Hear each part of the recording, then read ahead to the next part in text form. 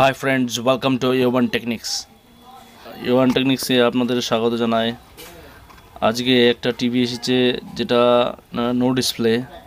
টিভিটা অলরেডি প্যানেলের উপরে কাজ করেছি আমি এর আগে, তো সেটা এখন মিনিমাম বছরখানেক হলো সেটা আবার টিভিটা আমার কাছে রিপেয়ার হতে এসেছে। তো পরিষ্কার বুঝতে পারলাম যেটা প্যানেলটাই খারাপ আছে, প্যানেল খারাপ হয়েছে, যেটা আমরা গেট লাইন্সের উপরে কাজ করেছিলাম। অলরেডি টিভিটা দুটো টেকনিশিয়ানের কাছ থেকে রিটার্ন এসেছিলো, তারপরে আমার কাছে এসেছিলো বছরখানেক আগে। সেই টিভিটা আমি সেরেছি এবং আমার এটার যেহেতু প্যানেল সারা আছে সেখানে আমি কাস্টমারকে অলরেডি বলে দিয়েছি যে এই টিভিটা দ্বিতীয়বার না হওয়ার চান্স বেশি, আর চান্স হলেও সেইভাবে মানে ক্লিয়ার পিকচার আসবে না। তো আপনারা দেখতে থাকুন, ঠিক আছে। কোনো ভোল্টেজ ছিল না, শুধুমাত্র 12 ভোল্ট আর হচ্ছে SDSCL 3.3 ভোল্ট ছিল, বাকি কোনো voltage VGH, VGL, FDD, reset এইসব কোনো ভোল্টেজ ছিল না। ডিসি টু ডিসি আইসি প্রোটেকশন মোডে ছিল, তো আমরা সেটাকে প্রোটেকশন মোড থেকে সরিয়েছি এবং গেট লাইন্সের ওপরে দ্বিতীয়বার কাজ করা হয়েছে।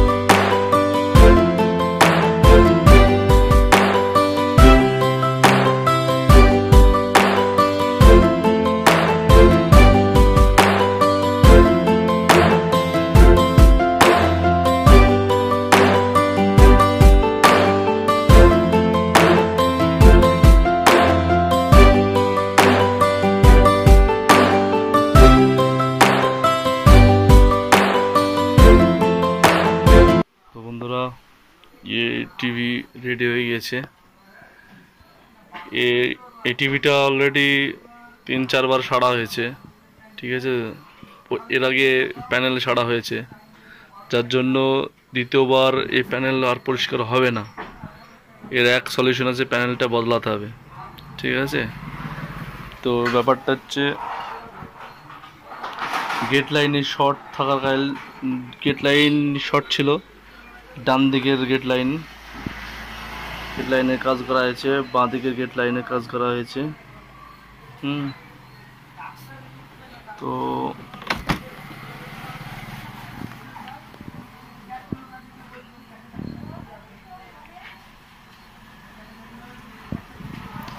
এর থেকে পরিষ্কার আশা করি হবে না, ঠিক আছে। দেখা হচ্ছে।